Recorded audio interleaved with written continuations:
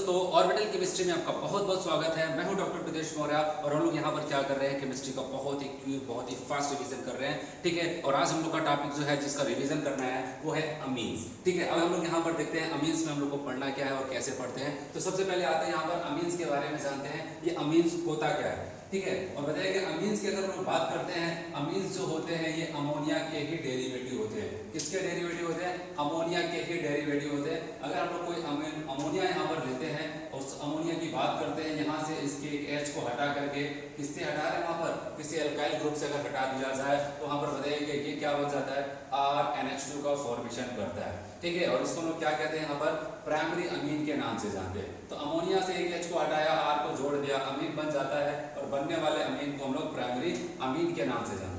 फिर बताया कि अगर इसके हम लोग क्या करते हैं, अगले एक और H को हटाया जाए किसके द्वारा, किसी दूसरे R ग्रुप से हम लोग इसको हटा देते हैं, तो यहाँ पर क्या बच जाएगा, RNH, R का फॉर्मेशन हो जाता है जिसको हम लोग सेकेंडरी अमीन के नाम से जानते हैं। ऐसे फर्दर हम लोग क्या करते हैं, एक और H को हटाते हैं, एक और R को वहाँ पर जोड़ देते हैं, तो यहाँ पर क्या हो जाएगा, RNR, R का फॉर्मेशन हो जाता है जिसको हम लोग कहते हैं टर्सरी अमीन। क्या कहते हैं बच्चों यहाँ पर, टर्सरी अमीन। तो आपके माइंड में रफली आइडिया आ गया होगा कि हम लोग क्या पढ़ने वाले हैं। हम लोग यहाँ पर अमोनिया के डेरिवेटिव्स के बारे में पढ़ने वाले हैं, जैसे वो प्राइमरी, सेकेंडरी, टर्सरी अमीन के बारे में पढ़ने वाले हैं। अब हम लोग क्या करते हैं, एक एक करके यहाँ पर देखते हैं। अब हम लोग स्टार्ट करने वाले हैं अमोनिया, यहाँ पर बात करते हैं अमीन के प्रिपरेशन मेथड की बात करते हैं। ठीक है, तो हम लोग चलिए यहाँ पर हम लोग सबसे पहले बात करते हैं प्रिपरेशन ऑफ अमीन्स की बात करेंगे।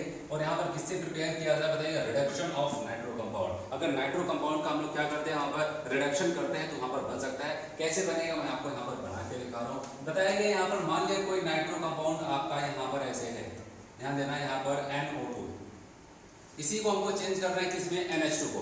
NO2 को NH2 में चेंज करना है, हमारा काम बन जाएगा। अब सवाल आता है कौन चेंज कर सकता है, तो यहाँ पर बताइएगा रिएजेंट ही सब ज्यादा मायने रखते हैं। बताइए कैटालिटिक हाइड्रोजनेशन करा दो, और आपको पता है कैटालिटिक हाइड्रोजनेशन कैसे कराया जाता है, H2 in presence of platinum, palladium, nickel.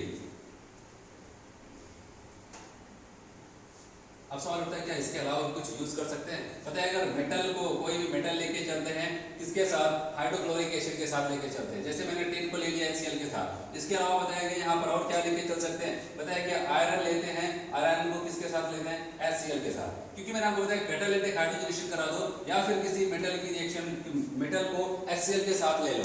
ठीक है, ये क्या करेगा, इस ग्रुप को यहाँ पर देखो, यहाँ पर क्या चेंज करने वाला है, अब बताओगे NO2 को NH2 में चेंज कर देता है।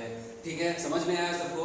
अब यहाँ एक बात यहाँ पर और याद रखना है जो आपके NCERT में बताया गया है, वहाँ पर ये कहा गया है कि अगर हम लोग आयरन की बात करते हैं, आयरन का जो मेथड होता है, इन तीनों में से अगर बेस्ट सबसे बात की जाए, सबसे अच्छा कौन तरीका होगा, बताया अगर हम लोग आयरन का यूज करें तो वहाँ पर बहुत ही अच्छा होने वाला है। क्यों, बताया कि आयरन जब यहाँ पर रिएक्शन करता है उस दौरान ये FeCl2 का फॉर्मेशन करता है। ठीक है, और इस FeCl2 को क्या करता है, ये डिसोसिएट करके HCl बना करके देने लगता है। ठीक है, तो रिएक्शन के दौरान क्या करता है, ये HCl भी बना के देता है। और आपको पता है रिएक्शन की शुरुआत के लिए भी HCl की जरूरत थी, और यहाँ पर रिएक्शन के दौरान भी HCl मिलता है। तो कहने का मतलब अगर iron in presence of HCl लेकर के चलते हैं तो यहाँ पर थोड़े ही HCl में क्या हो जाएगा, हमारी रिएक्शन कंप्लीट हो जाएगी। क्योंकि यहाँ पर थोड़ा सा HCl लेके चले और रिएक्शन के दौरान तो HCl बन ही रहा है, हमारा काम हो जाता है। तो ये बहुत इंपॉर्टेंट रिएक्शन थी, इसको आपको ध्यान में रखना है। चलिए यहाँ पर हम लोग बात करते हैं, अगर बात करते हैं अमोनोलिसिस करा दिया जाए, ammonolysis of alkyl halide. Ammonia या फिर अमोनिया की प्रेजेंस में क्या करते हैं, किसी एल्काइल हैलाइड की लिसिस करते हैं, उसको तोड़ दिया जाए, R और X के बीच का बॉन्ड तोड़ दिया जाए, तो कैसे हो सकता है, यहाँ पर मैं आपको दिखा रहा हूँ। अगर हम लोग बात करते हैं, यहाँ पर मैंने ले लिया कोई यहाँ पर अमोनिया, ध्यान देना, यहाँ पर कोई अमोनिया ले लिया और इसकी रिएक्शन को क्या करते हैं, RX, कोई एल्काइल हैलाइड था, इससे कराते हैं, तो ये क्या करता है, यहाँ पर ये जाता है आसानी से इसके बॉन्ड को ब्रेक करा देता है। ध्यान से समझना है, यहाँ पर ये जाएगा, इसके बॉन्ड को आसानी से ब्रेक करा देता है। अमोनिया एल्काइल हैलाइड के बॉन्ड को ब्रेक करता है। अब बताओ कि यहाँ पर नेगेटिव आएगा और यहाँ पर क्या आ जाएगा, पॉजिटिव चार्ज आता है। और यहाँ पर अमोनिया को पता है इसके पास लोन पेयर है, तो प्लस वाला भाग के इसके पास आएगा और यहाँ पर क्या बन जाएगा, आपको देखो यहाँ पर RNH3। ठीक है, और आपको पता है ये इसको कोऑर्डिनेट करेगा तो इसके ऊपर कौन सा चार्ज आएगा, प्लस चार्ज। और जो हाइड्रोजन यहाँ पर टूटा है ये भी क्या करेगा, इसके पास आकर के ऐसे आयनिक बॉन्ड के थ्रू यहाँ पर साथ जुड़ा रहेगा। ठीक है, ऐसे यहाँ पर NH यहाँ पर जुड़ा रहता है। तो कहने का मतलब यहाँ पर क्या बन जाता है, एक अमोनियम साल्ट का फॉर्मेशन हो जाता है। ठीक है, फिर बताया गया चलो ठीक है, हम लोग यहाँ पर अमीन बनाने की कोशिश कर रहे थे, यहाँ पर कहाँ पर बना। अब बताओ कि अब इसकी रिएक्शन अगर हम लोग क्या करें, किसी बेस से कर देते हैं, जैसे कि यहाँ पर हम बात करते हैं NaOH से करा देते हैं। तो आपको पता है यहाँ पर Na प्लस और OH माइनस जाएगा और यहाँ पर क्या हो जाएगा, यहाँ पर ये देखो ये क्या करेगा, NaX का फॉर्मेशन तो करेगा ही करेगा, और जो OH माइनस वो क्या करते हैं, यहाँ पर जो 3 हाइड्रोजन दिखाई दे रहे हैं उसमें से केवल एक हाइड्रोजन को पकड़ेगा और यहाँ पर क्या बना लेगा, आपको देखो यहाँ पर जब एक हाइड्रोजन चला जाएगा इसके ऊपर का प्लस चार्ज खत्म हो जाएगा और यहाँ पर बन के तैयार हो जाएगा RNH2। होगा कि नहीं होगा? आप खुद सोचो, यहाँ पर जो एक हाइड्रोजन आया था यहाँ पर एक्स्ट्रा, ठीक है, इसके ऊपर आया था, ठीक है, आप बताओगे तो यहाँ पर एक हाइड्रोजन जो है वो क्या कर जाता है, इसके साथ चला जाएगा, जिसकी वजह से यहाँ पर जो प्लस चार्ज था वो खत्म हो जाएगा, ठीक है, क्योंकि इसके ऊपर माइनस चार्ज आएगा। अब यहाँ पर RNH2 हो जाता है और दूसरी तरफ आपको दिख रहा है यहाँ पर क्या हुआ, ये X को लेकर के गया तो यहाँ पर NaX हुआ।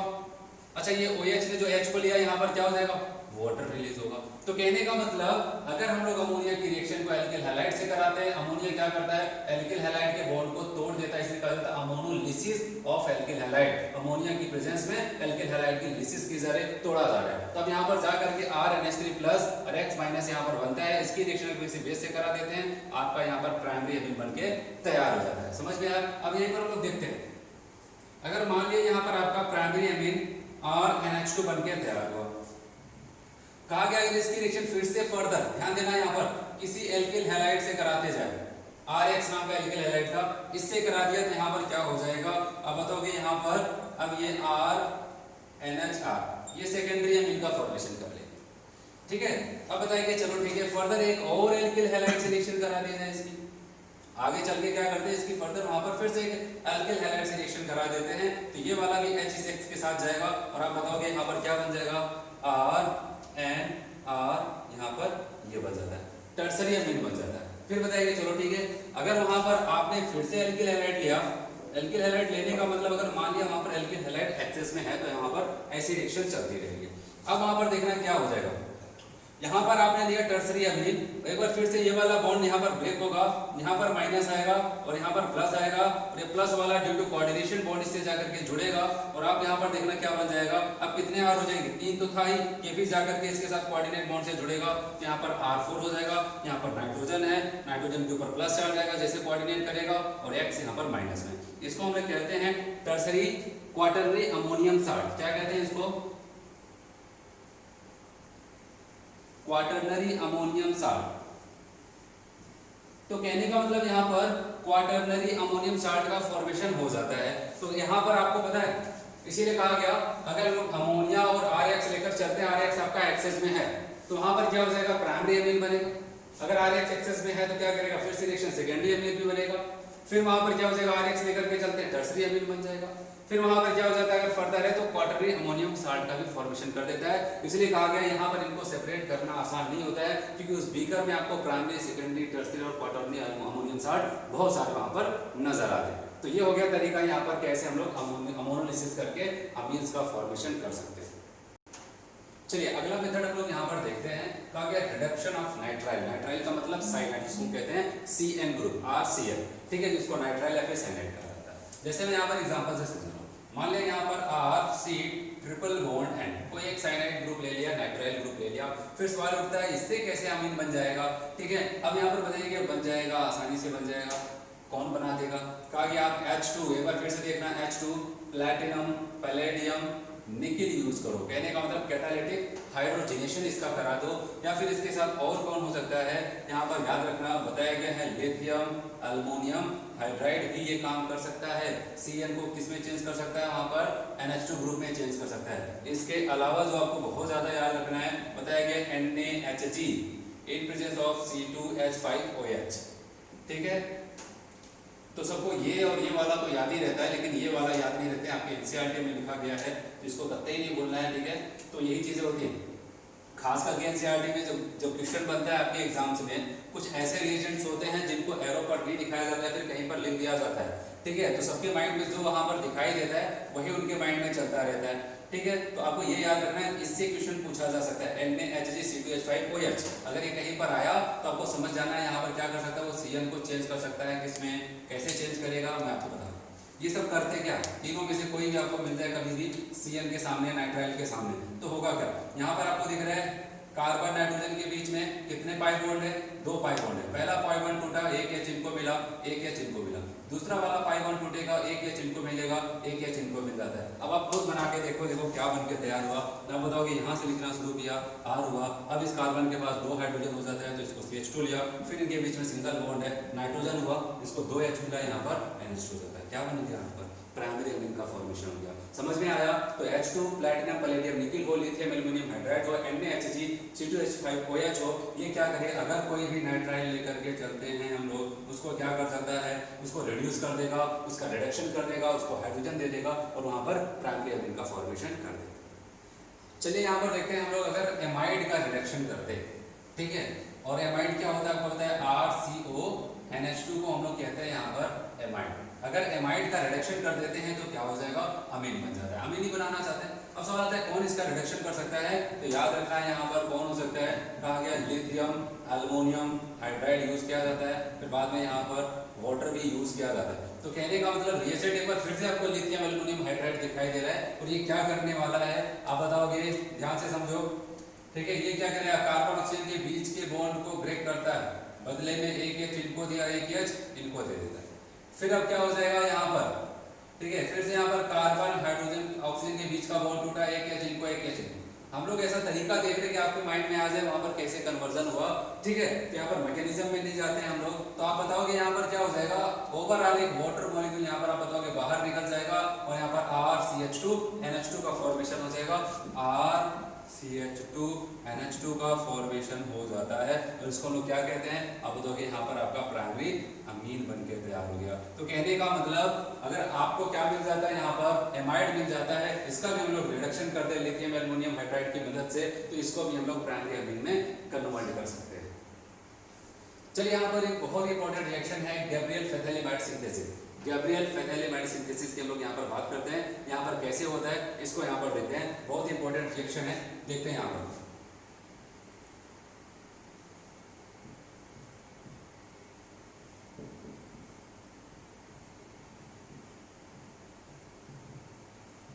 ठीक है, ये हो गया आपका फैथैलेमाइड, ठीक है, फैथैलेमाइड हो जाता है यहाँ पर।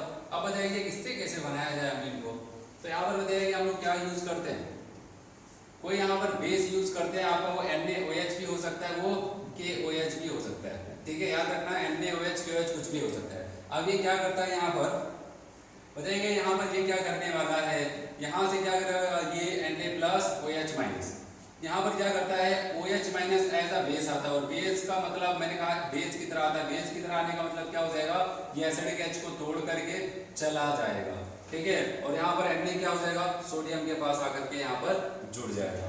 देखते हैं यहाँ पर तब क्या हो जाता है।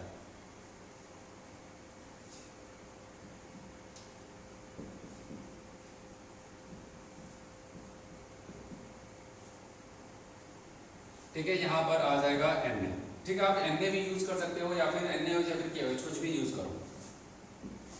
अब अगले स्टेप में क्या हो जाता है, ध्यान देना, इसकी रिएक्शन किसी एल्किल हैलाइड से होने वाली है, RX नाम के एल्किल हैलाइड से रिएक्शन होगी, और आपको पता है एल्किल हैलाइड की बात करेंगे तो ये कैसे डिसोशिएट करेगा, यहाँ पर माइनस और यहाँ पर प्लस आएगा, और सोडियम को कहीं पर भी हाइड्रोजन दिखता है तो वो क्या करता है, उस हाइड्रोजन के साथ जुड़ना पसंद करता है, क्योंकि वहां पर उसका एक अच्छा आयनिक बॉन्ड बनने वाला है। तो बताओगे चलो ठीक है, Na तो X के साथ NaX के रूप में निकल गया, ये R क्या करेगा, इस नाइट्रोजन से आकर के जुड़ेगा, और यहाँ पर देखते हैं क्या हो जाता है।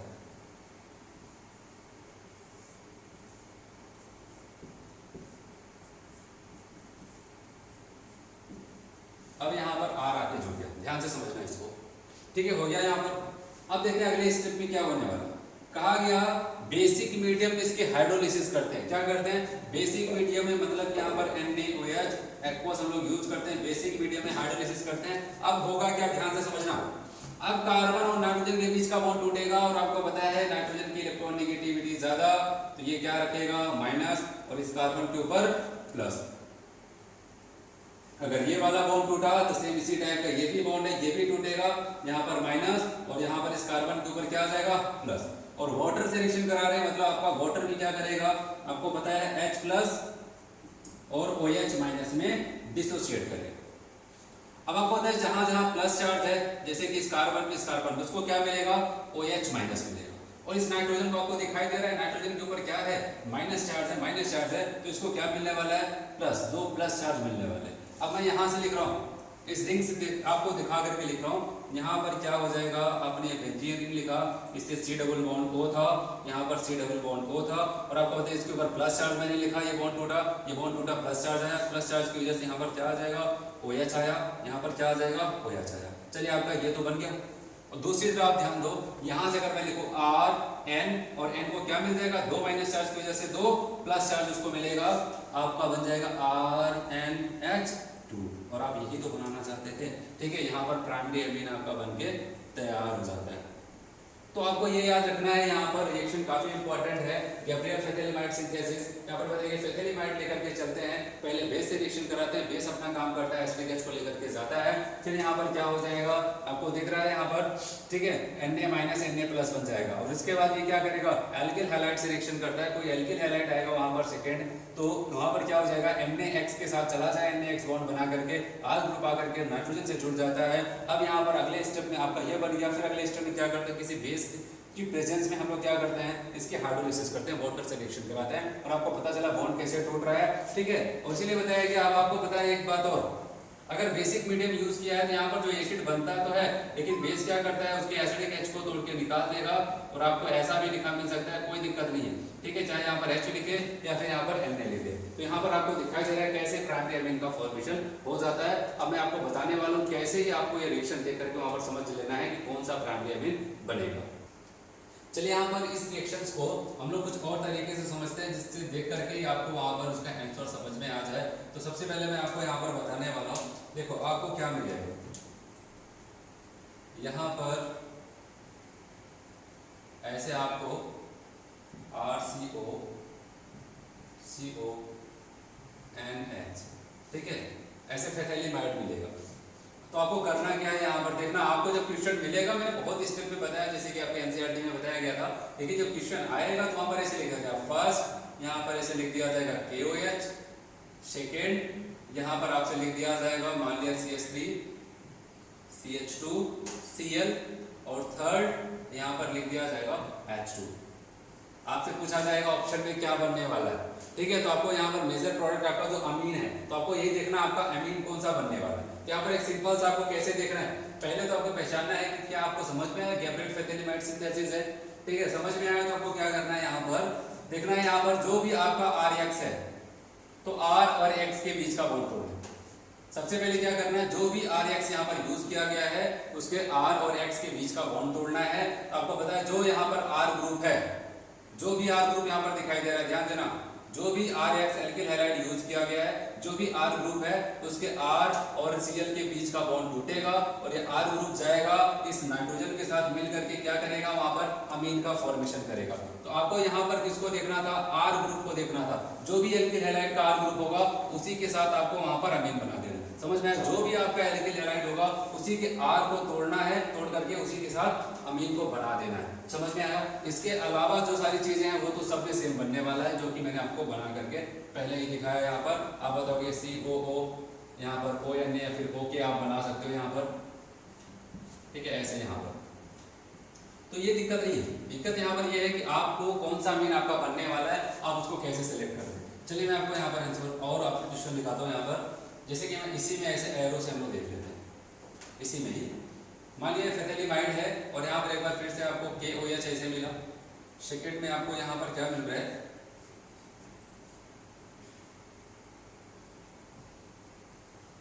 CH2Br, और थर्ड यहाँ पर आपको वाटर लिखा गया, और पूछा गया बताओ कौन सा अमीन बन रहा है आपका।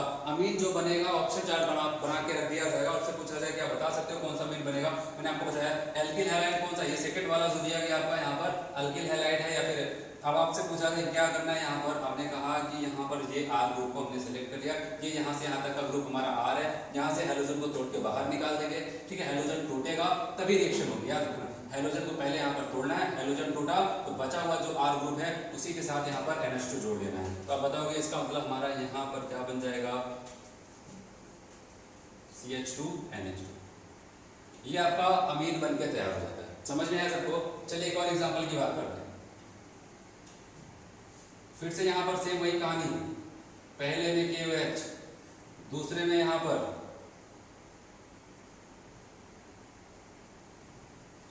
Br, और तीसरे में यहां पर लिख दिया गया वाटर। और आपसे पूछा गया बताओ प्रोडक्ट क्या बनने वाला है, कौन सा अमीन बनने वाला है, तो याद रखना है यहाँ पर तुरंत आपको कहना है यहाँ पर तो अमीन नहीं बनने वाला।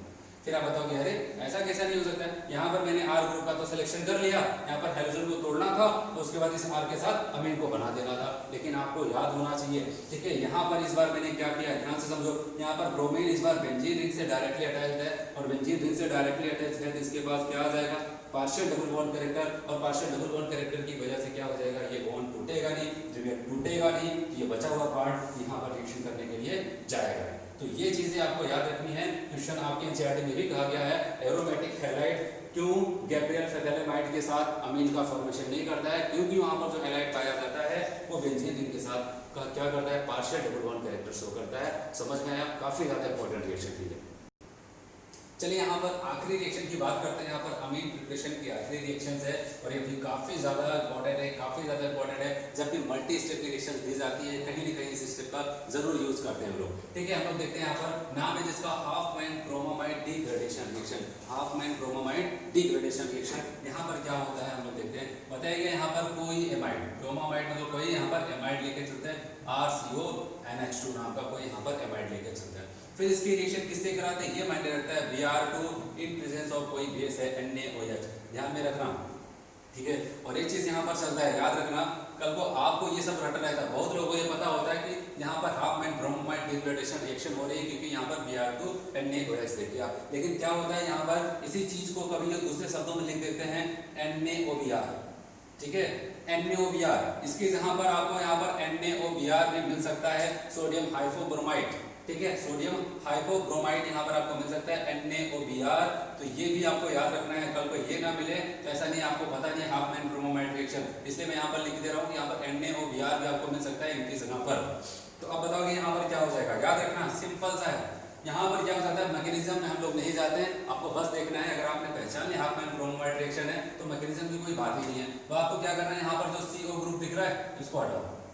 यहाँ पर क्या हो जाता है, हाफमैन ब्रोमामाइड रिएक्शन में C double bond O group यहाँ पे क्या हो जाता है, डिग्रेड हो जाता है, यहाँ से हट जाता है और बचा हुआ पार्ट आपस में क्या हो जाएगा, आपको देखो ये C डबल बॉन्ड O वाले ग्रुप को हटा ही देना है, ऐसा लगता है ये गायब हो गया।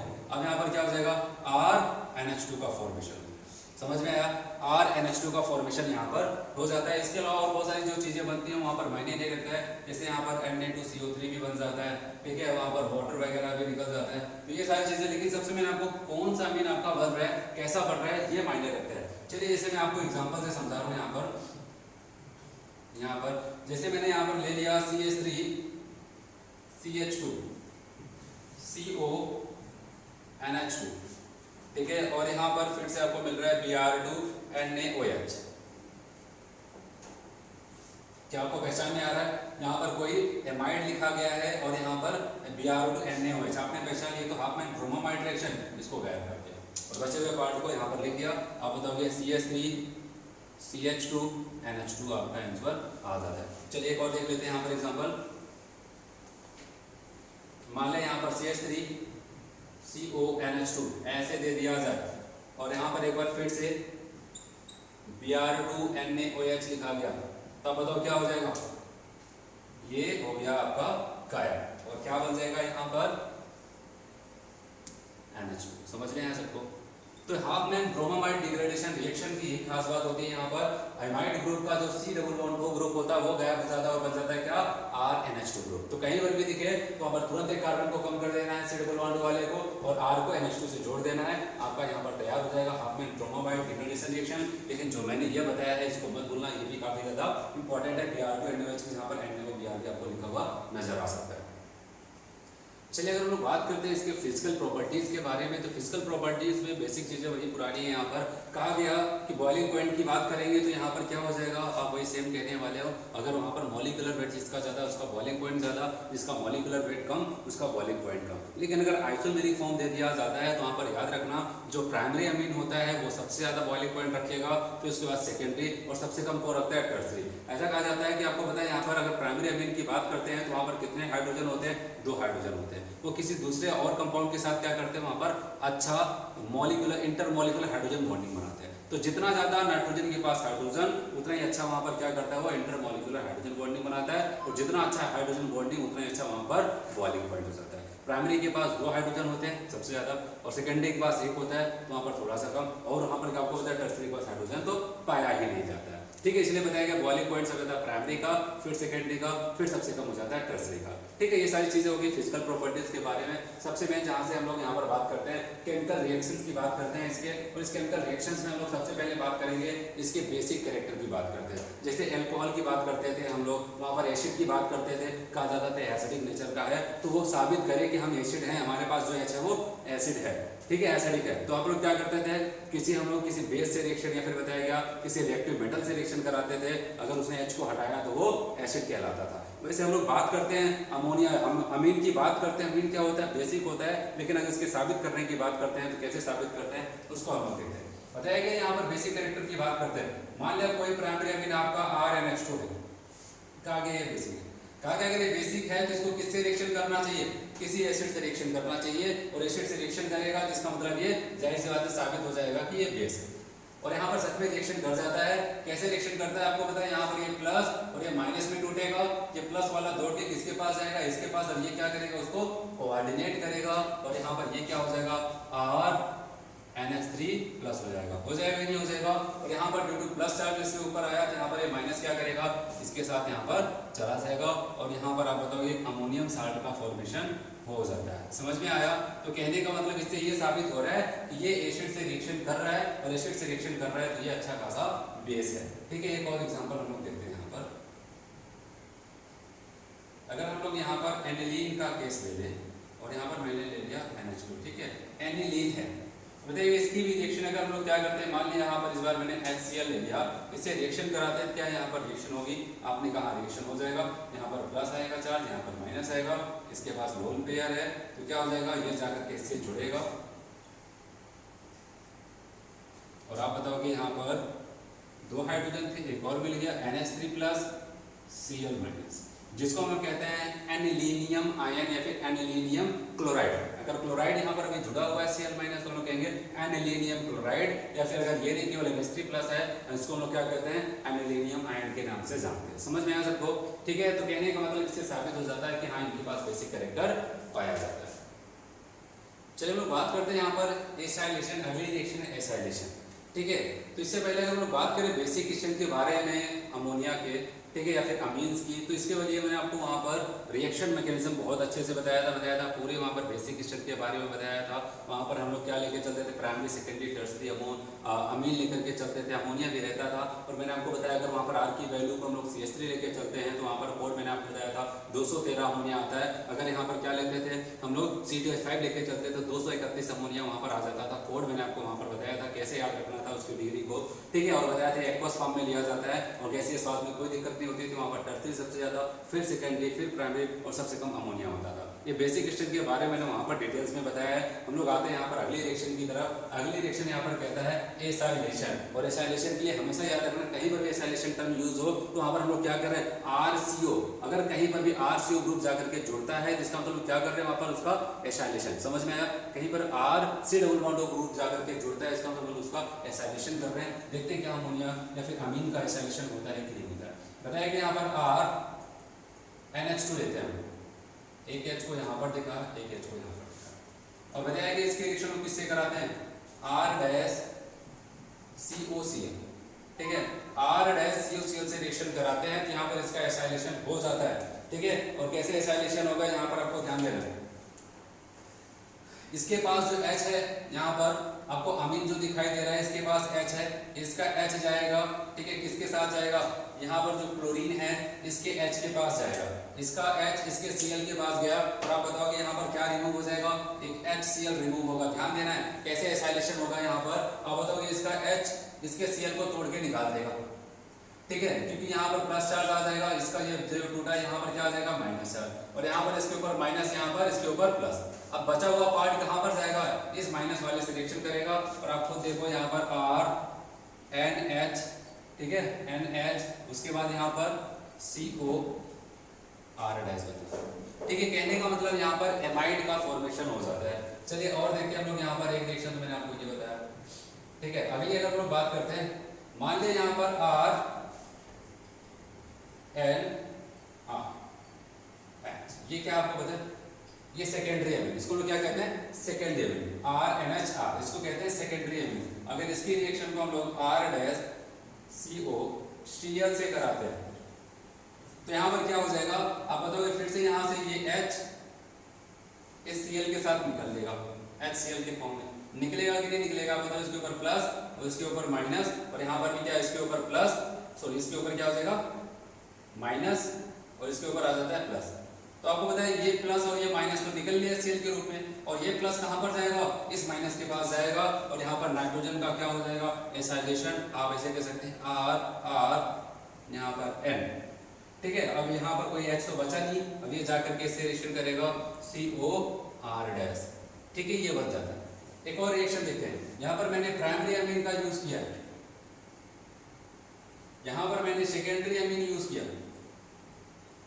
और यहाँ पर बात करते हैं अगर हमने ले लिया यहाँ पर टर्सरी अमीन, और आपको पता है टर्सरी अमीन का मतलब नाइट्रोजन से कितने R ग्रुप जुड़े हुए यहाँ पर। ठीक है, आपने कहा कि यहाँ पर 3 R ग्रुप जुड़ा हुआ, ऐसे टर्सरी अमीन हो गया। इसकी रिएक्शन को कराना चाहते हैं R डैश CO Cl से, किसी एसाइल क्लोराइड से कराना चाहते थे, कहा कि देखो इसका क्या एसाइलेशन होगा कि नहीं होगा। फिर पता चला एसाइलेशन के लिए क्या जरूरी था, इसका Cl टूटे, और Cl कैसे टूटता था, इसकी H की वजह से टूटता था। अब बताओगे यहाँ पर ये रिएक्शंस नहीं होगी। ठीक है, क्योंकि इसके पास अब कोई एसिडिक H नहीं बचा। तो आपको याद यही रखना था। तो ओवरऑल आपको क्या समझ में आया, प्राइमरी लेके चले तो एसाइलेशन हुआ, सेकेंडरी लेकर के चलते हैं एसाइलेशन हो जाता है, टर्सरी लेके चलते हैं एसाइलेशन नहीं होता, क्योंकि इस बार नाइट्रोजन के पास H नहीं है। तो ओवरऑल अगर आपसे कह दिया जाए एसाइलेशन किसके लिए होता है, आप बताइए प्राइमरी एंड सेकेंडरी अमीन का ही एसाइलेशन पॉसिबल होता है। आपसे पूछ लिया जाए कि 4 ऑप्शन बना करके कह दिया जाए इसमें से किसका एसाइलेशन नहीं होगा, तो आपको वहां पर टर्सरी वाला ढूंढना होगा, हो सकता है उस टर्सरी वाले का वहां पर ना होगा। समझ में आया। चलिए अगली रिएक्शन, ये भी काफी ज्यादा इंपॉर्टेंट रिएक्शन है। कहा जाता है यहाँ पर अगर हम लोग कार्बाइल अमीन रिएक्शन, ठीक है, यहाँ पर एक नाम चलता है यहाँ पर कार्बाइल अमीन रिएक्शन, और याद रखना है यहाँ पर हमेशा प्राइमरी अमीन के लिए एप्लीकेबल होता है, केवल और केवल किसके लिए, प्राइमरी अमीन के लिए एप्लीकेबल होता है। ठीक है, तो यहाँ पर बात करते हैं होता क्या होगा। कहा गया इसे हम लेके चलते हैं RNH2, इसके रिएक्शन को कराया जाता है किससे, CHCl3, और इन प्रेजेंस ऑफ बेस। ठीक है, बेस की प्रेजेंस में रिएक्शन कराई जाती है, तो जा करके यहाँ पर RNC का फॉर्मेशन हो जाएगा, आइसोनाइट्राइड या फिर जिसको कहते हैं आइसोसाइनाइड का फॉर्मेशन हो जाएगा, और यहाँ पर आप बताओगे KCl भी बनता है, वाटर भी यहाँ पर निकलेगा। अब सवाल आता है ये कैसे हुआ। ठीक है, फिलहाल के लिए आपको अगर वहां पर समझ में आया, कोई प्राइमरी अमीन दिया गया है, इसकी रिएक्शन CHCl3 से कराई जा रही है, chloroform in presence of NaOH, इसी सेम टाइप का रिएजेंट CHCl3 NaOH आपको और कहीं पर मिला था, कहां पर, रीमर टीमर रिएक्शन में मिला था, वहां पर भी NaOH और क्लोरोफॉर्म लेकर के चलते थे, और वहां पर भी रिएक्शन इंटरमीडिएट क्या था बताओगे, डाइक्लोरोकार्बन बनता था, यहाँ पर भी डाइक्लोरोकार्बन बनेगा। चलिए हम लोग बात करते हैं यहाँ पर कैसे हुआ। जैसे हम लोग बात करते हैं, हम लोग डायरेक्ट ट्रिक पे आते हैं, पूरी मैकेनिज्म में नहीं जाते। RNH2 को मैंने ऐसे लिख दिया, और यहाँ पर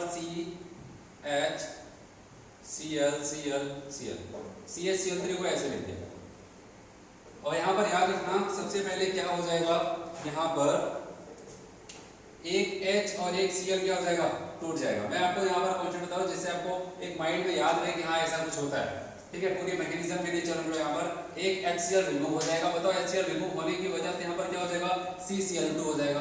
ठीक है, जैसे ये हटा यहाँ से, आपको बताया यहाँ पर क्या बन जाएगा, अब बताओगे CCl2, ऐसे बन जाता है, CCl2 बन जाएगा। और आपको बताया CCl2 एक क्या हो जाएगा, इलेक्ट्रोफाइल, और वो दौड़ के आएगा किसके पास, नाइट्रोजन के पास, क्योंकि नाइट्रोजन के पास क्या है, लोन पेयर, और जा करके जुड़ जाएगा। देखते हैं यहाँ पर कैसे जुड़ता है।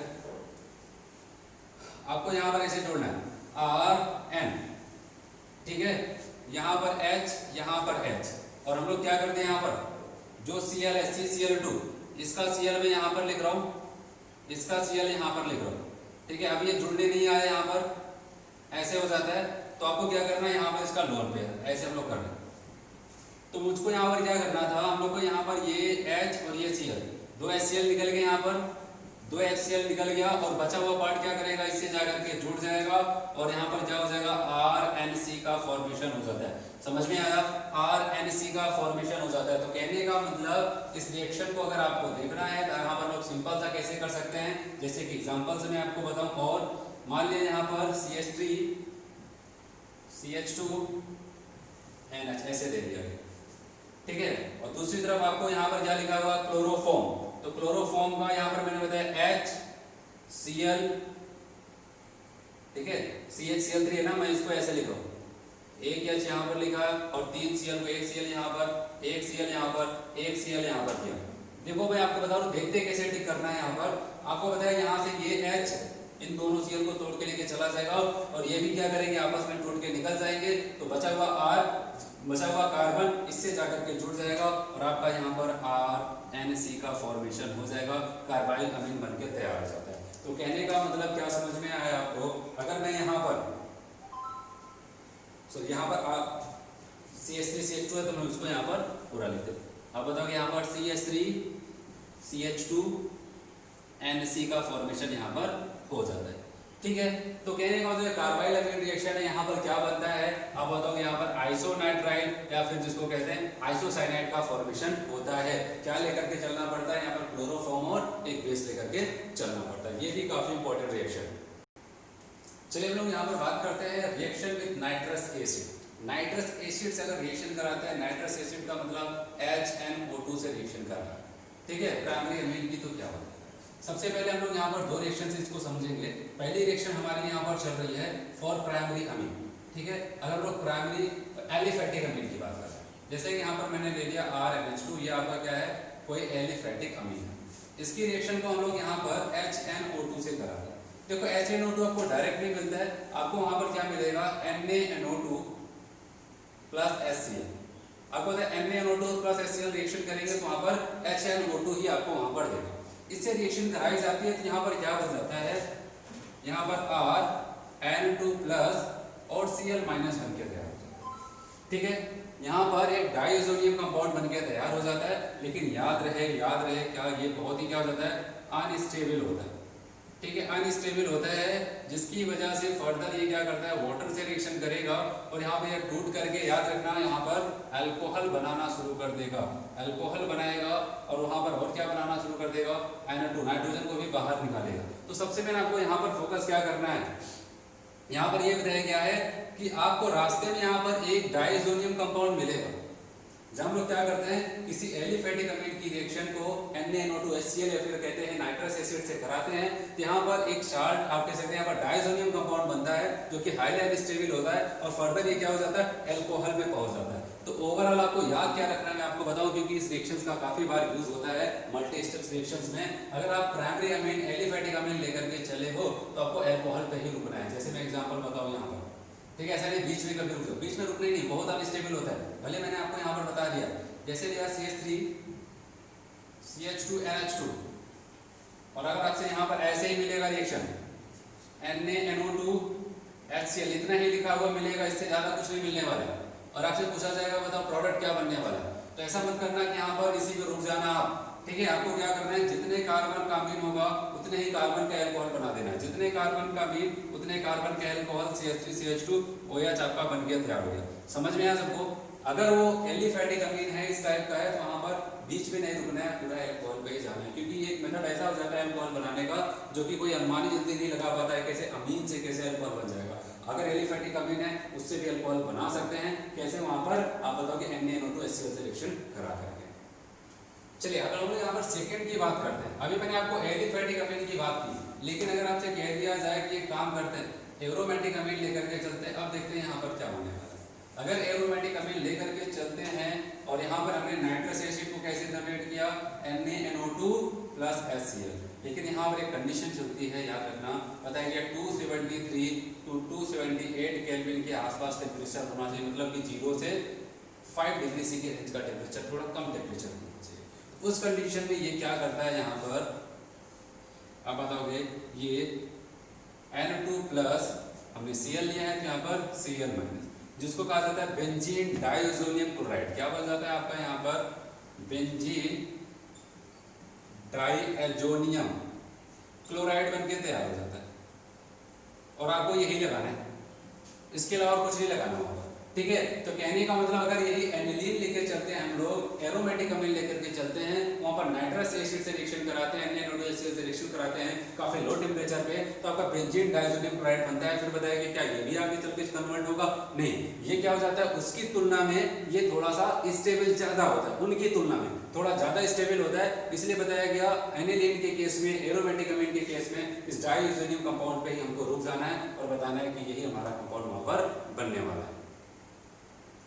चलिए अगले रिएक्शन की बात करते हैं, ये भी काफी इंपॉर्टेंट है। बताइए reaction with aryl sulphonyl chloride, ठीक है। एराइल सल्फोनिल क्लोराइड जैसे हम कहते हैं बेंजीन सल्फोनिल क्लोराइड, ठीक है। इसी को हम लोग एक नाम देते हैं हिंसबर्ग रिएजेंट के नाम से जानते हैं। अब बात करते हैं हिंसबर्ग रिएजेंट करता क्या होगा, तो आपको याद रखना है हिंसबर्ग रिएजेंट क्या करता है, प्राइमरी सेकेंडरी टर्सरी अमीन को डिस्टिंग्विश करता है। अगर कहीं पर क्या हो जाता है बीकर में प्राइमरी सेकेंडरी टर्सरी अमीन रखे हुए हैं और आपसे कह दिया जाए कि कैसे आप पहचानोगे इसमें से कौन प्राइमरी है, कौन सेकेंडरी है और कौन टर्सरी है, तो आप क्या लेकर के चलोगे, आप वहां पर हिंसबर्ग रिएजेंट का सिलेक्शन करोगे और इसकी मदद से आप वहां पर प्राइमरी सेकेंडरी टर्सरी को डिस्टिंग्विश कर सकते हैं। कैसे करते हैं यहाँ पर देखते हैं। चलिए हम यहाँ पर बात करते हैं Hinsberg reagent aryl sulphonyl chloride, जैसे कि मैं एक एग्जांपल से समझा रहा हूँ। एग्जांपल में मैंने कहा कि हम लोग लेके चल रहे हैं एक कोई एराइल सल्फोनिल क्लोराइड जिसका नाम है बेंजीन सल्फोनिल क्लोराइड, ऐसे हो गया बच्चों, ठीक है। अब क्या करते हैं, इसकी रिएक्शन किसी प्राइमरी अमीन से कराते हैं और अमीन को मैं थोड़ा ऐसे लिख रहा हूँ, जैसे कि मान लिया यहाँ पर मैंने NH और R ग्रुप जो था हमारा, मान लिया मैंने यहाँ पर C2H5 लिख दिया, ठीक है। ये तो प्राइमरी अमीन ही तो हुआ, ठीक है, RNH2। अब यहाँ पर क्या हो जाएगा, देखना यहाँ पर, आप बताओगे इनका Cl इनका H निकल गया और बचे हुए पार्ट आपस में जुड़ गए, तो क्या बन गया होगा यहाँ पर, क्या बन गया होगा यहाँ पर, यहाँ से लिख रहे हैं हम लोग,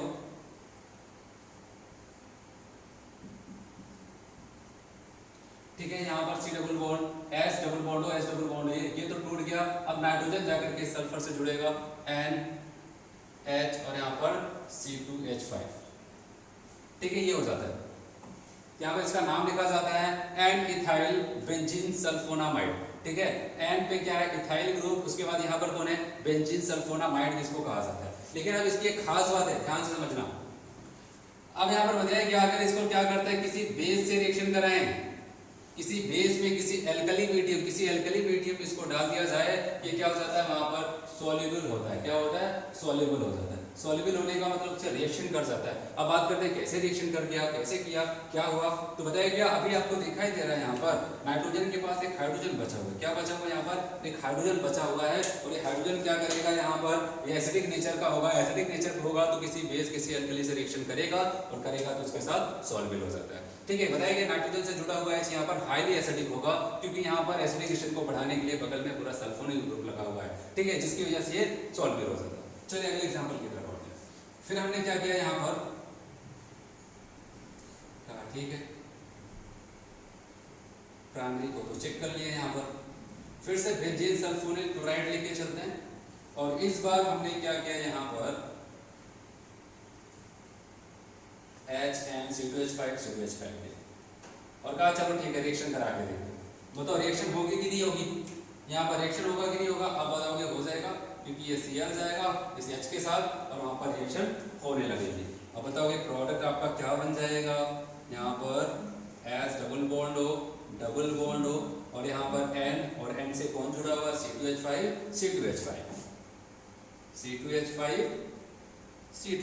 ठीक है। इसका नाम अगर आप जानना चाहो तो इसका नाम इसे हो जाता है NN diethyl benzene sulfonamide, NN diethyl benzene sulfonamide. फिर कहा चलो ठीक है बन गया, तो अच्छी बात है रिएक्शन करके। अब चलो बेस के साथ एल्कली के साथ घुल के दिखाओ, ठीक है। अब बताया कि एल्कली के साथ इसकी रिएक्शन कराई गई तो वहां पर क्या हो जाता है, ये इनसॉल्युबल हो जाता है। क्या हो जाता है बच्चों, यहाँ पर इनसॉल्युबल हो जाता है। इनसॉल्युबल हो गया, फिर बात आती है ये तो सॉल्युबल था, ये इनसॉल्युबल क्यों हो जाता है, क्योंकि इसके पास कोई H दिखाई दे रहा है, आपको नाइट्रोजन के पास कोई H दिखाई दे रहा है, नहीं है ना। अगर नहीं है जिसका मतलब ये क्या हो जाएगा, उसके साथ रिएक्शन करने नहीं जाएगा क्योंकि एल्कली है, बेस है, उससे रिएक्शन करना है तो वहाँ पर H होना चाहिए और यहाँ पर एसिडिक H नहीं है, इसलिए ये इनसॉल्युबल हो गया। चलिए एक और रिएक्शन देखते हैं, यहाँ पर आखिरी रिएक्शन।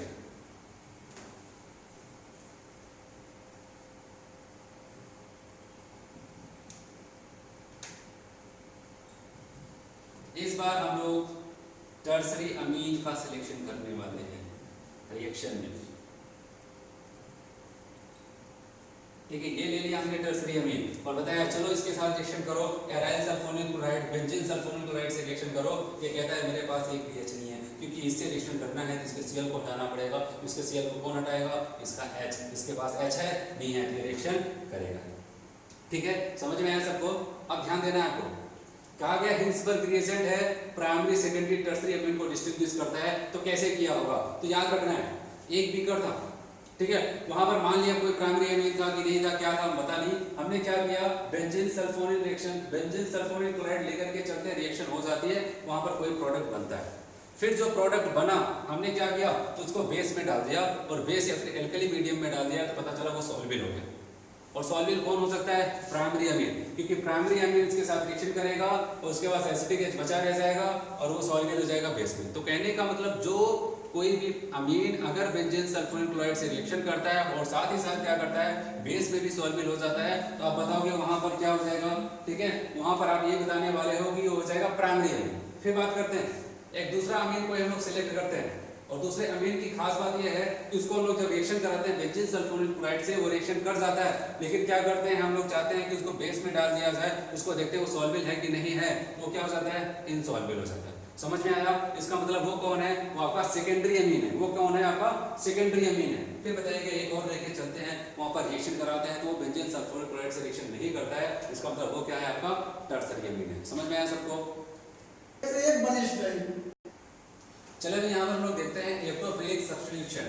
ठीक है, इलेक्ट्रोफिलिक सब्स्टिट्यूशन, और इसमें सबसे पहले हम लोग ब्रोमिनेशन की बात करते हैं। और यहाँ पर ये बताया गया अगर हम लोग लेके चलते हैं यहाँ पर एनिलीन, ठीक है, इलेक्ट्रोफिलिक सब्स्टिट्यूशन का मतलब एरोमेटिक अमीन की बात कर रहे हैं, और यहाँ पर हमने ले लिया एनिलीन, और एनिलीन की रिएक्शन को याद रखना है। यहाँ पर हमने क्या किया, Br2 वाटर, ठीक है, Br2 वाटर से कराते हैं, तो देखते हैं यहाँ पर क्या बन जाता है। यहाँ पर बताया गया NH2 और यहाँ पर ट्राई सब्स्टिट्यूशन हो जाता है। ठीक है, यहाँ पर क्या हो जाता है? ट्राई सब्स्टिट्यूशन हो जाता है। कहने का मतलब हम लोग चाहते थे कोई एक ब्रोमीन जाकर के वहां पर जुड़ जाए, लेकिन यहाँ पर क्या हुआ, बहुत सारे ब्रोमीन जाकर के जुड़ते हैं। इसका मतलब क्या समझ में आ रहा है?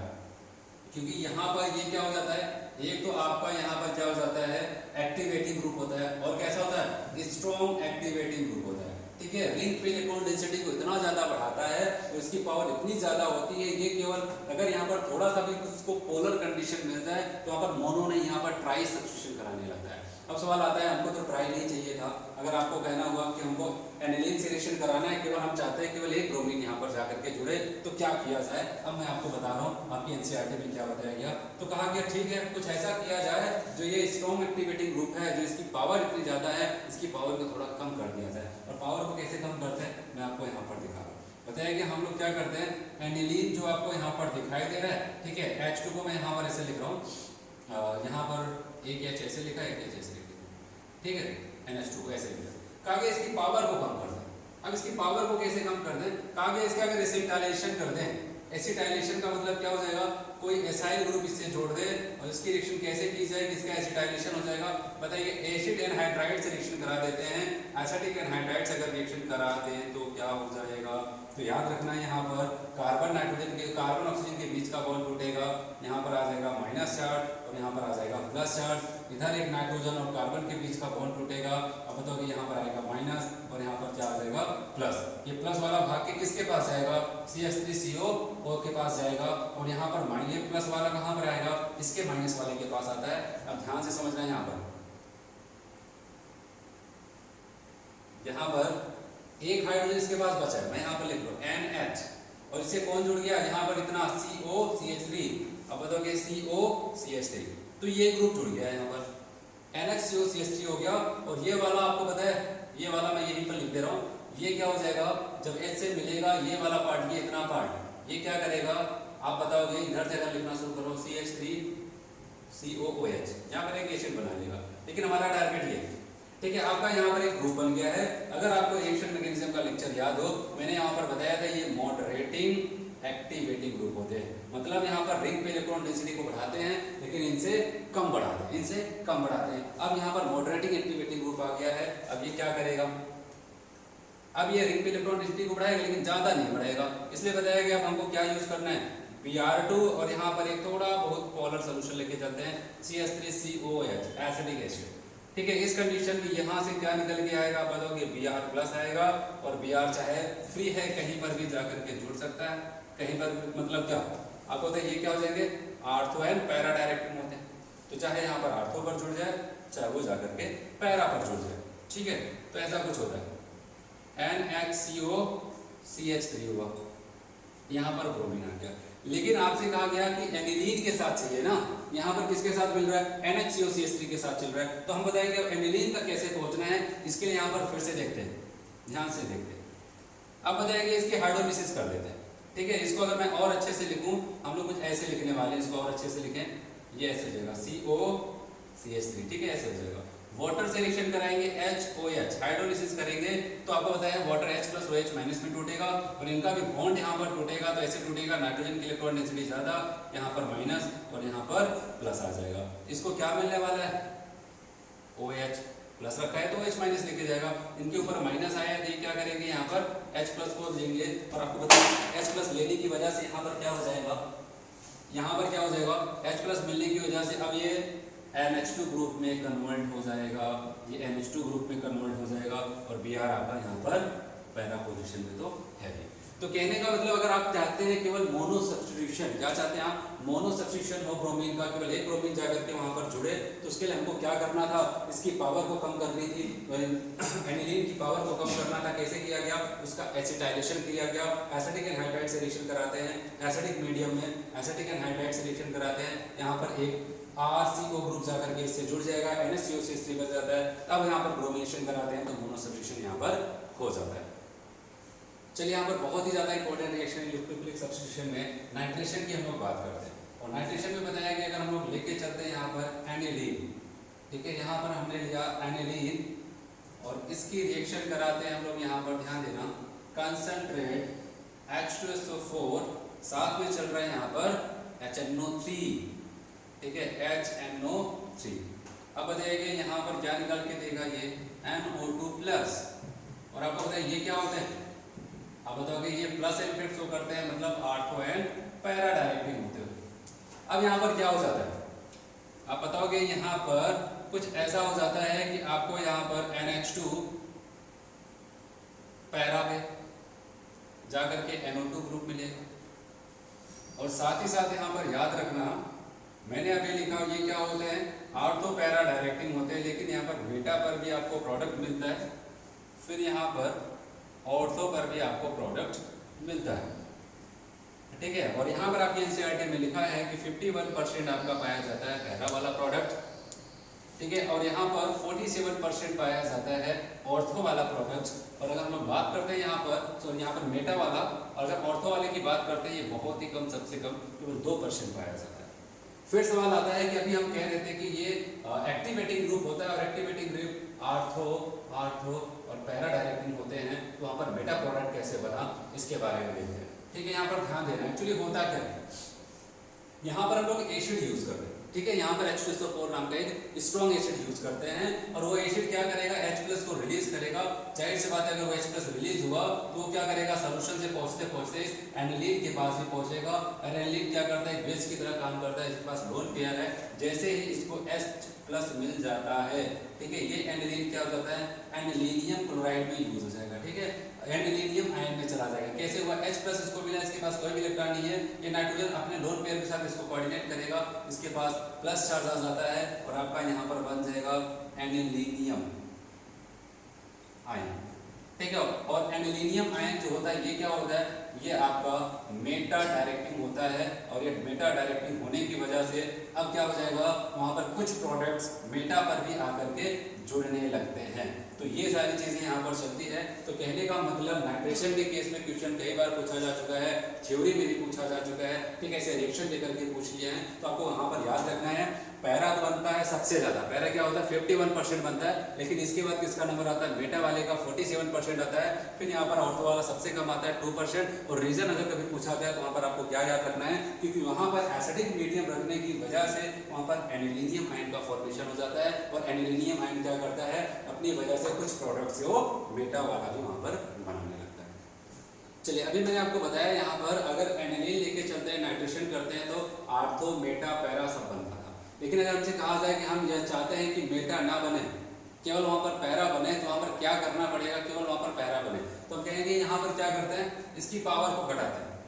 ठीक है, जो इसके पास पावर है यहाँ पर क्या करता है, अपने लोन पेयर के साथ किसी को भी कोऑर्डिनेट करता चला जा रहा है, हम लोग क्या करते हैं, इसकी पावर को घटाते हैं। अब पावर को कैसे घटाया जाए, सेम अभी इसके पहले जो मैंने आपको कॉम्बिनेशन में बताया था, सेम उसी की तरह हम लोग को क्या करना है, यहाँ पर CH3CO का होल ट्वाइस O लेते हैं, जिसको हम कहते हैं एसिटिक एनहाइड्राइड। उससे निकल के क्या मिलेगा आपको, CH3CO प्लस, ये आएगा। ठीक है, क्योंकि इसका एक पार्ट ये होगा, मैंने वहां पर बताया था, सेम उसी तरह का प्रोसेस होगा। यहाँ पर ये H को हटाएगा, H प्लस को, और यहाँ पर माइनस आएगा, ले जा करके यहीं पर जुड़ जाएगा, और आपका कंपाउंड यहाँ पर NHCOCH3 बन जाएगा। अब यहाँ पर जो लोन पेयर है वो क्या करता है, इसके साथ भी कंजुगेशन में जाता है, इस रिंग के साथ भी कंजुगेशन में जाता है। अब इतना बिजी नहीं हो जाता है कि यहाँ पर अगर आपको एसिडिक मीडियम मिल जाता है तो यहाँ पर कुछ नहीं होगा। अब बताइए, इसके बाद हम लोग क्या करते हैं, यहाँ पर फिर से वही कंडीशन देते हैं, यहाँ पर नाइट्रेशन कराएंगे, कंसंट्रेट H2SO4 और यहाँ पर HNO3 यूज किया। ठीक है, तो आप बताओगे यहाँ पर क्या हो जाएगा, NO2 प्लस जनरेट होगा, और वो कहां पर जाएगा, पैरा पोजीशन पे जाकर के जुड़ जाएगा, NHCOCH3। ठीक है, यहाँ पर जाकर के NO2 जुड़ गया। लेकिन हमको किसके साथ चाहिए था, एनिलीन के साथ चाहिए, यहाँ पर किसके साथ मिला है, NHCOCH3 के साथ। अब क्या करते हैं, इसके हम लोग वाटर से रिएक्शन कराते हैं, HOH से रिएक्शन कराते हैं। अब क्या हो जाएगा, आपको पता है, यहाँ से इसे बॉन्ड टूटेगा, इसके ऊपर क्या आ जाएगा माइनस, इनके ऊपर क्या आ जाएगा प्लस, और इसको क्या मिल जाता है H प्लस, और इनको क्या मिल जाएगा OH माइनस। और यहाँ पर जब इसको H प्लस मिल जाएगा माइनस वाले को, और आपका प्रोडक्ट यहाँ पर बनके तैयार हो जाएगा NH2। ठीक है, एक H तो था, एक और मिल गया, और यहाँ पर NO2। तो कहने का मतलब यहाँ पर हम लोग ऐसा करके पैरा पोजीशन में NO2 को केवल जोड़ सकते हैं। चलो यहाँ पर बात करते हैं सल्फोनेशन की। ठीक है, अगली रिएक्शन है सब्स्टिट्यूशन की, जो है सल्फोनेशन। और यहाँ पर देखते हैं क्या होता है। बताइए कि यहाँ पर हमने ले लिया एनिलीन, और इसकी रिएक्शन जब लोग कराते हैं यहाँ पर H2SO4,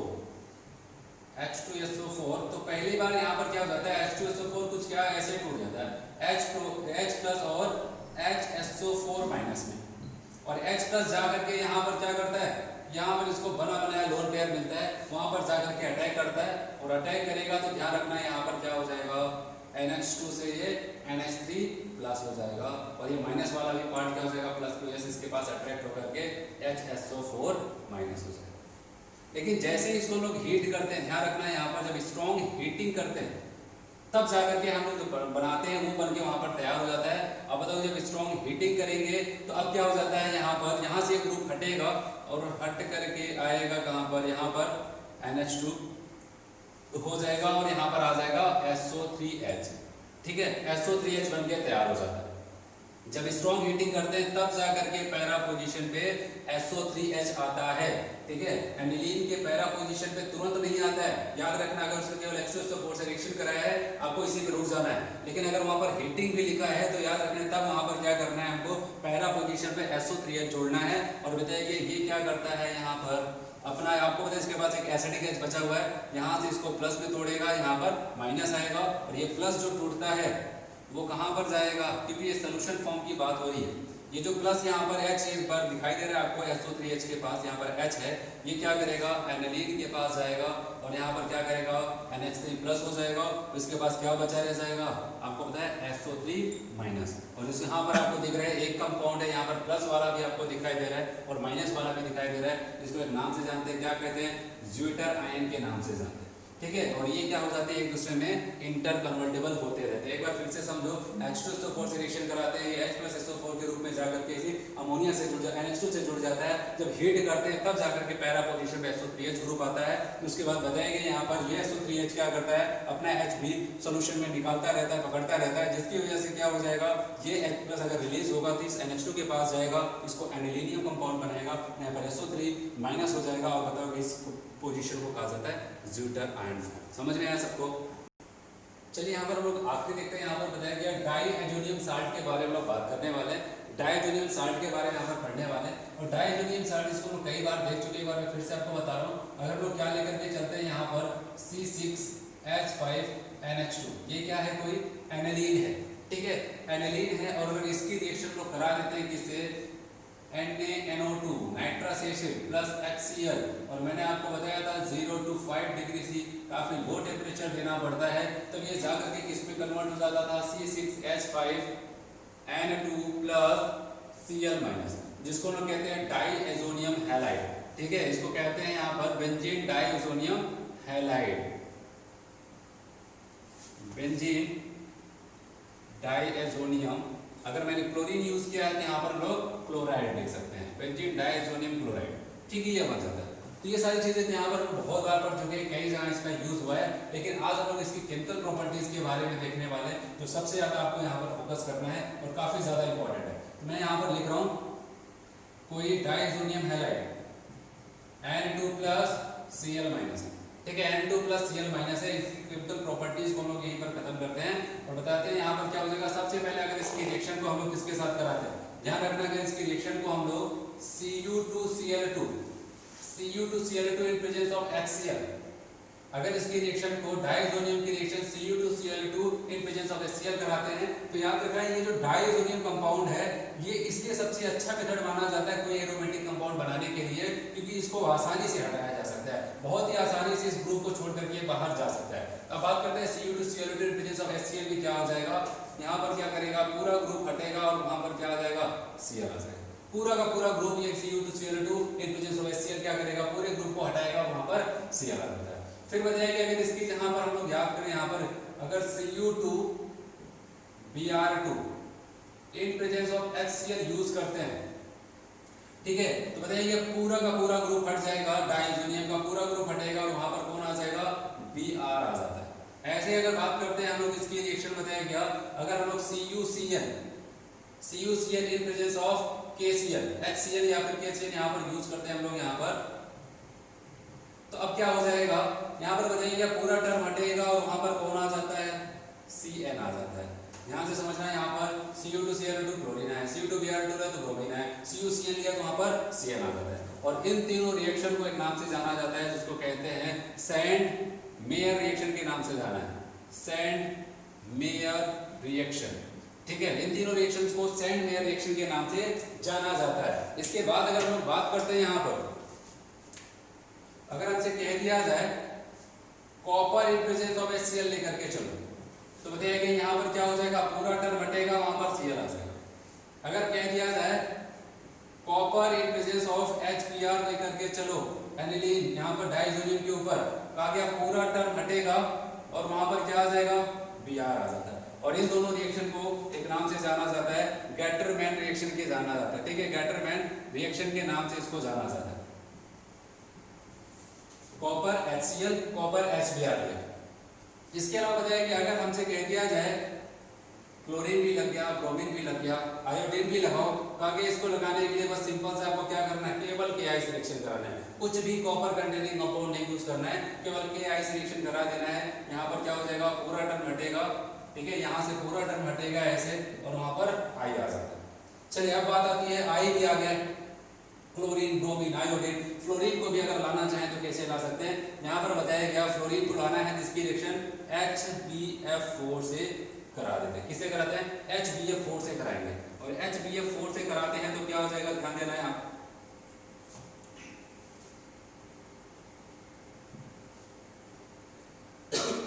अब यहाँ पर क्या हो जाएगा, यहाँ पर Na2 प्लस BF4 बन जाता है माइनस, ठीक है, Na2 प्लस BF4 माइनस बन जाता है। इसके बाद बताया गया, अब यहाँ पर हम लोग स्ट्रॉन्ग हीटिंग करते हैं, ध्यान रखना, पहले क्या होता है HbF4 जाकर के इसके ऊपर जुड़ता है, Na2 प्लस BF4 माइनस बना लेता है।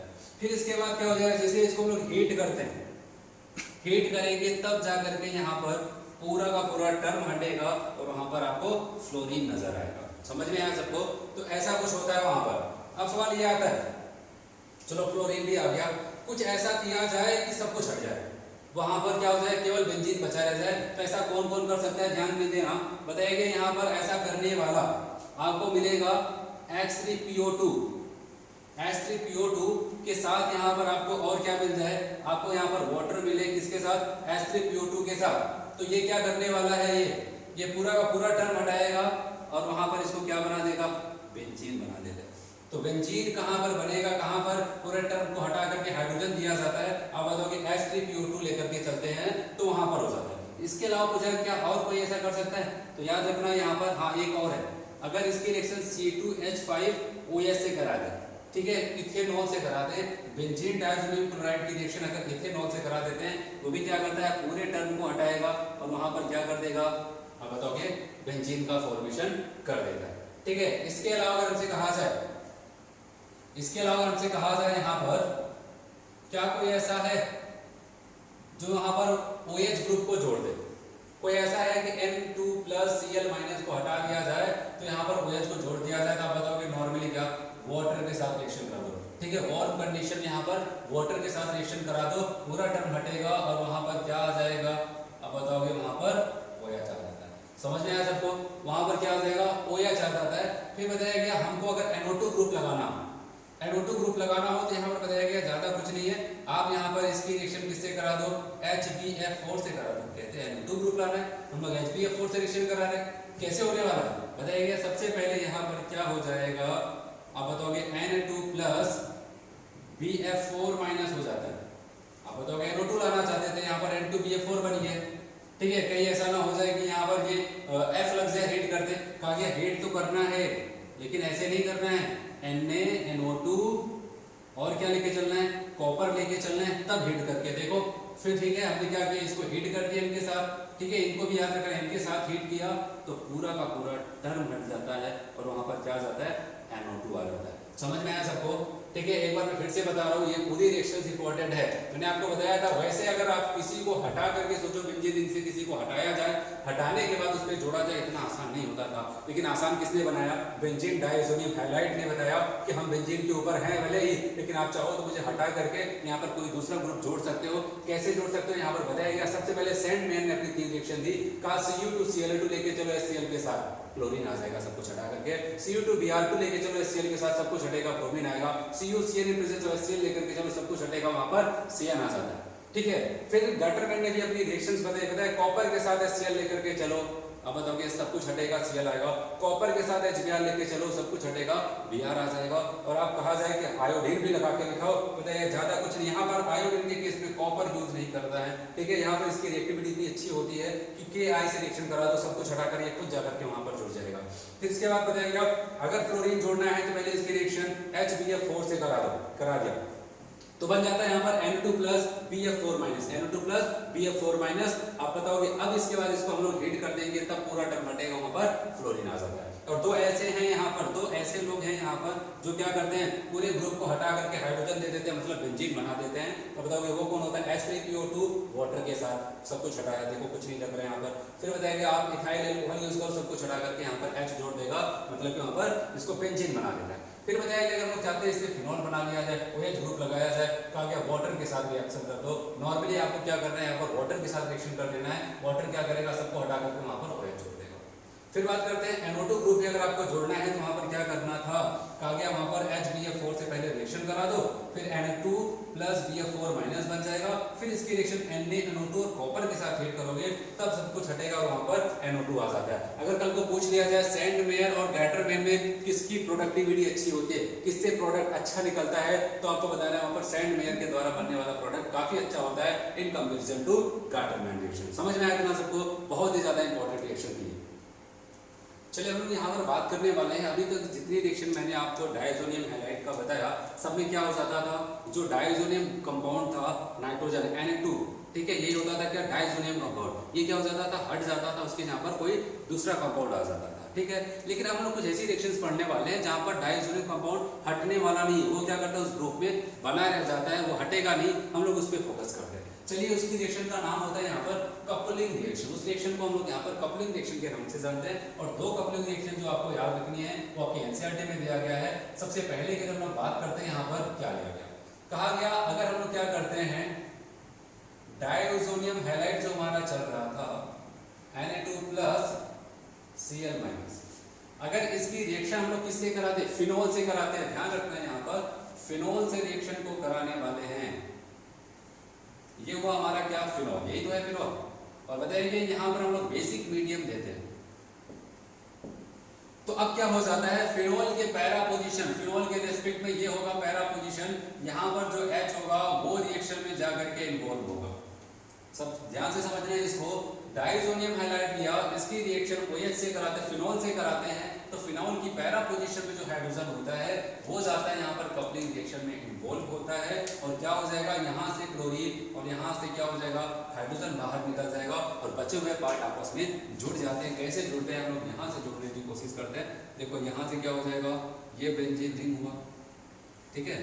अब यहाँ पर बताओ, इस रिंग और इस रिंग के बीच में दो नाइट्रोजन आने वाले हैं, उसको मैं ऐसे लिख रहा हूँ N डबल बॉन्ड N, और यहाँ पर क्या हो जाएगा, अगली बेंजीन रिंग, और यहाँ पर जुड़ा हुआ है OH। और आपको पता है इसी को हम लोग क्या कहते हैं, N डबल बॉन्ड N, इसी को हम लोग कहते हैं एजो, ठीक है। एजो कंपाउंड का नाम देते हैं, नाइट्रोजन डबल बॉन्ड नाइट्रोजन है, इसको एजो कंपाउंड कहा जाता है। तो कहने का मतलब हम लोग यहाँ पर एक कपलिंग रिएक्शन कर रहे हैं। कैसे किया, एक एरोमेटिक कंपाउंड यहाँ पर लिया बेंजीन डाइसोनियम हैलाइड, और दूसरा लिया यहाँ पर क्या लिया हमने, फिनोल लिया, और फिनोल का पैरा पोजीशन वाला H, और यहाँ पर इसका जो हाइड्रोजन था, ये आपस में क्या करते हैं, रिएक्शन करते हैं, बाहर निकल जाते हैं, और बचे हुए पार्ट आपस में जुड़ जाते हैं। तो कहने का मतलब इस कंपाउंड में एजो ग्रुप हटा नहीं, वो यहाँ पर बना हुआ है, ठीक है। और अगर इसका हम लोग नाम लिखते हैं तो कहते हैं इसके रिस्पेक्ट में देखो पैरा पोजीशन पे कौन है, आप बताओगे हाइड्रोक्सी ग्रुप, आप बताओगे पैरा हाइड्रोक्सी, ये क्या है, एजो, और ये क्या है, बेंजीन।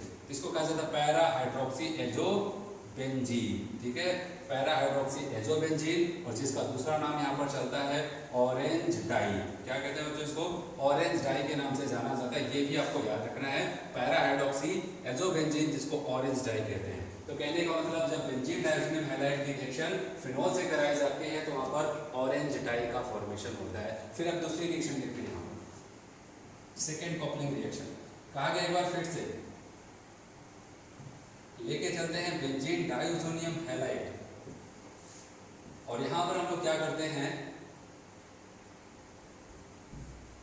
इस बार रिएक्शन हम लोग करते हैं एनिलीन से, एनिलीन से कराने वाले हैं, एनिलीन से। और बताया गया क्या हो जाएगा, यहाँ पर एसिडिक मीडियम में रिएक्शन कराएंगे।